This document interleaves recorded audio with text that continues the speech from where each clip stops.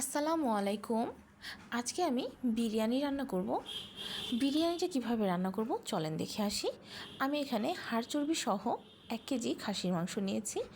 আজকে আমি মাংসটা প্রেশার কুকারে রান্না করব, সেই জন্য আমি মাংসগুলো ভালোভাবে ধুয়ে পরিষ্কার করে নিয়ে প্রেশার কুকারের মধ্যে দিয়ে দিলাম। আমি এখানে কাঠবাদাম, পেস্তা বাদাম আর কাজু বাদাম একসাথে বেটে নিয়েছি 1 টেবিল চামচ পরিমাণ। আর আমি এখানে দিয়ে দিচ্ছি 1.5 টেবিল চামচ আদা বাটা, দিয়ে দিব 1 টেবিল চামচ রসুন বাটা।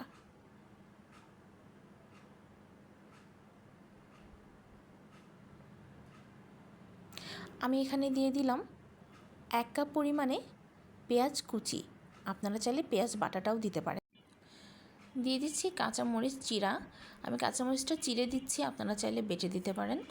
আমি এখানে আস্ত কিছু মশলা দিব, লবঙ্গ, দারচিনি, তেজপাতা, ছোটো এলাচ, বড় এলাচ মানে কালো এলাচ যেটা, জয়ত্রী, শাহি জিরা 1 চিমটি, গোলমরিচ আস্ত আর একটা স্টার মশলা। আমি সব মশলাগুলো এখানে আস্ত দিয়ে দিব, শুধু ছোটো এলাচ যেটা সেটাকে আমি একটু গুঁড়া করে দিব, এই জন্য ওটা আমি পরে দিব। আমি এর মধ্যে এখন লবণ দিয়ে দিচ্ছি স্বাদ মতো।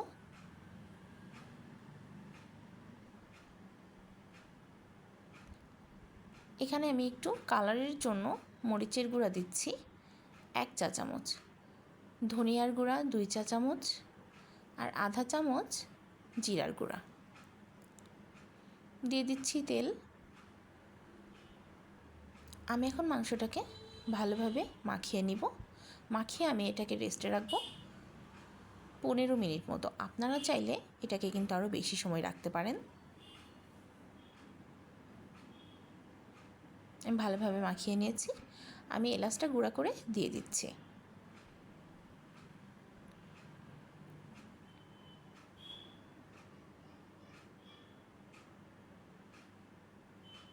আমি এখন মাংসটাকে কষাবো। মাংসটা কষাতে কষাতে আমি বাকি কাজগুলো সেরে নিব, যেমন আমি আলুটা ভেজে নিব, চাউলটা ভেজে নিব। এই জন্য মাংসটা কষানো হোক, আমি আলুটা ভেজে নিই। আলু ভাজার জন্য তেলটা দিয়ে দিলাম আর আলুতে দিয়ে দিচ্ছি জর্দার রং। জর্দার রং মাখিয়ে আমি আলুগুলো লাল লাল করে ভেজে নিব। আমি এখানে ছোটো সাইজের আলু নিয়েছি, আপনারা বড় সাইজের আলু নিলে আলুগুলো কেটে নিতে পারেন।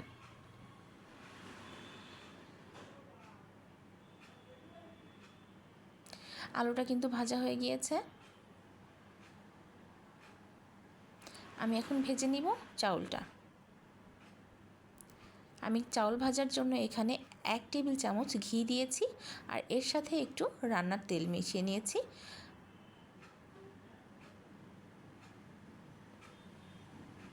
আপনারা চাইলে শুধু ঘি দিয়েও কিন্তু চাউলটা ভাজতে পারেন। আমি চাউলটা আগে থেকে ধুয়ে পানি ঝরিয়ে নিয়েছি। আমি এখানে 1 কেজি মাংসর জন্য আধা কেজি চাউল নিয়েছি। আর 1 কেজি মাংসর জন্য কিন্তু আধা কেজি চাউলটা পারফেক্ট হয়। এর থেকে বেশি চাউল দিলে আপনার মাংসর পরিমাণটা কম হয়ে যাবে, বিরিয়ানিটা ততটা টেস্ট আসবে না।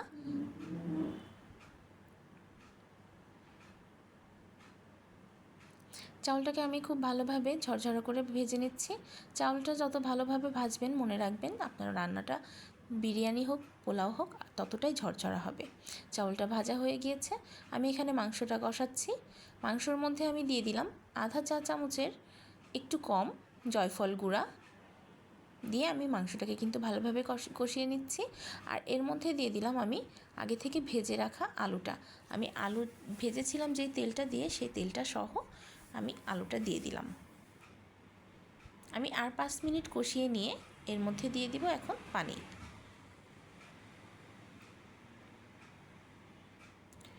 আমি পানিটা কিন্তু ফুটিয়ে নিয়েছি, ফুটন্ত গরম পানিটা আমি দিয়ে দিলাম। আমি এখন ঢাকনা দিয়ে দিব। ঢাকনা দিয়ে আমি প্রেশার কুকারে 5টা সিটি দিয়ে নিব। 5টা সিটি কিন্তু বিরিয়ানির জন্য মাংসটা পারফেক্টভাবে সেদ্ধ হবে। মাংসটা সেদ্ধ হয়ে গিয়েছে, একটু ঝোলঝোল আছে। আমি আরেকটু জাল করে ঝোলটা হালকা একটু শুকিয়ে নিব। আমি কিন্তু ঝোলঝোল করেই রাখবো।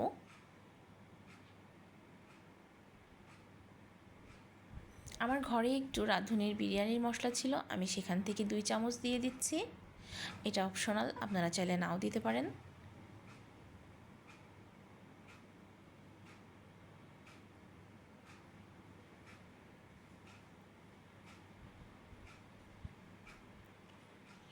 এখন আমি বিরিয়ানির জন্য ভাতটা রেডি করব। আমি এই কাপে করে চাউলটা মেপে নিয়েছিলাম, 2 কাপ চাউল মেপে নিয়েছিলাম। আমি এখানে 1.5 কাপ পানি দিয়েছি, কারণ আমি এর মধ্যে একটু দুধ দিব বা মাংসের মধ্যে ঝোল আছে, এই জন্য আমি পুরো 4 কাপ পানি দিইনি। আপনারা মনে রাখবেন, যেই কয় কাপ আপনি চাউল দিবেন তার ডাবল কিন্তু পানি দিতে হবে। আমি 2 কাপ, যেহেতু ওই কাপটায় মেপে 2 কাপ চাউল দিয়েছি, এখানে আমি 3.5 কাপ পানি দিয়েছি। আমি ভাতটার মধ্যে লবণ দিলাম, কারণ আমি মাংসের মধ্যে যতটুকু লবণ দিয়েছি ওটা মাংসের জন্যই পারফেক্ট। এই জন্য আমি ভাতের সাথে একটু লবণ দিয়ে নিলাম, যাতে ভাতের লবণটা আর মাংসের লবণটা দুইটা ব্যালেন্স হয়ে যায়। আমি মাংসটা ঢেলে দিলাম। মাংসটা কিন্তু ঝোল ঝোল থাকতেই, মানে পানিতে, ভাতের মধ্যে একটু পানি থাকতে থাকতেই কিন্তু মাংসটা দিয়ে দিয়েছি, কারণ যেন পুরো ভাতের মধ্যে পারফেক্টভাবে বিরিয়ানির স্মেলটা চলে যায়।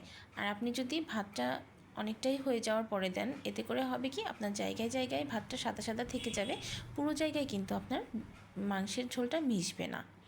আমি এখানে আধা কাপ দুধ দিয়েছি, গরুর দুধ ঘরে ফুটানো ছিল, আমি সেটাই দিয়েছি।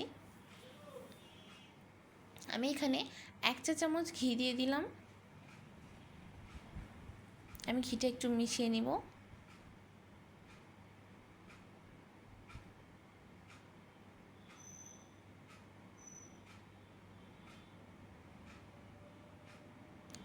আমি এখানে কেওড়া জল দিয়ে দিচ্ছি, কেওড়া জল দিলাম।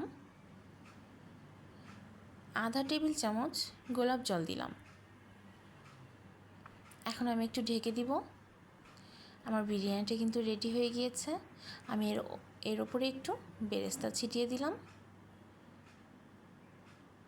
এখন বিরিয়ানি রেডি। দেখেন, বিরিয়ানিটা কিন্তু অনেকটাই ঝরঝরা হয়েছে, একদম পারফেক্ট হয়েছে। এভাবে বাসায় রান্না করে দেখবেন, কেমন হয় আমাকে জানাবেন। আর আমার রান্নাটা ভালো লাগলে অবশ্যই আমার চ্যানেলটা সাবস্ক্রাইব করবেন। সবাই আমার জন্য দোয়া করবেন। আল্লাহ হাফেজ।